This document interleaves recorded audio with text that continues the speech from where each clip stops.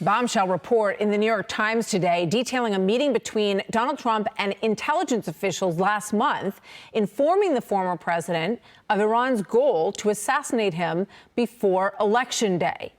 The Biden administration since delivered its own message to Tehran, warning that any attempt on Trump's life would amount to an act of war against the United States. Let's bring in retired four-star General Jack Keane, former Army Vice Chief of Staff, now chairman of the Institute for the Study of War and Fox News senior strategic analyst. General, great to have you with us. This report goes on to say that U.S. intelligence agencies assessed that the biggest challenge for Iran was getting an operative into the United States and close to the former president, and that they were leaning on an overseas criminal syndicate or a group that could hire a potential hitman to do the job for them. What's your reaction to all of this? Well, first of all, we've got to take it seriously. Obviously, there's been 2 attempts on the former president's life and a heightened threat from Iran. You have to understand where Iran's coming on this. The supreme leader had a personal and professional relationship with Qasem Soleimani. I mean, his foreign policy strategically was to dominate and control the Middle East. He turned that over for implementation to Qasem Soleimani, who organized the proxies to do just that and implement the supreme leader's strategy. He trusted him more than he trusted any other government official. So when he was killed, that had a dramatic impact on him personally and obviously professionally. So he's involved in this and has directed it. There's just no doubt in my mind about that. And given the force that's behind that, there's some in government who say, well, the Iranians can't really pull this off.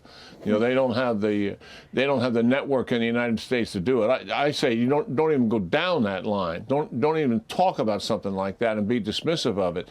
Take the threat seriously and work to protect the former president and all the other officials who are under this threat of assassination.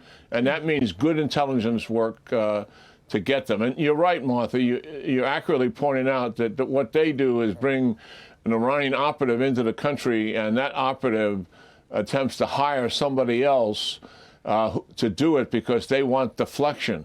You know, typical of them, they use the proxies as deflection. They're not directly involved.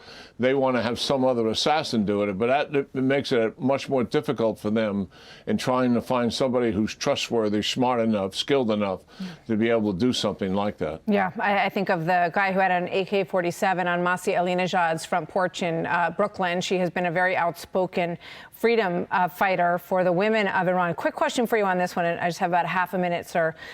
Your reaction to this report of the drones flying over Langley on a regular basis that are unidentifiable by the U.S. military reportedly, and they also went over Nevada and more recently Edwards Air Force Base. What's going on here, do you think? Well, obviously some kind of surveillance, and we've got rules you know, against doing something like that, and why we permit that to happen is beyond me. I don't think we should just let people surveil our military bases, particularly something as significant as the ones that you're mentioning, without taking some action against them. We've got a right to protect ourselves. If somebody was trying to come through the gate to surveil us, we'd stop them. Why are we not stopping them in the air? Just common sense. Let's apply it. Yeah. You would shoot them down. If necessary, yes. Yeah.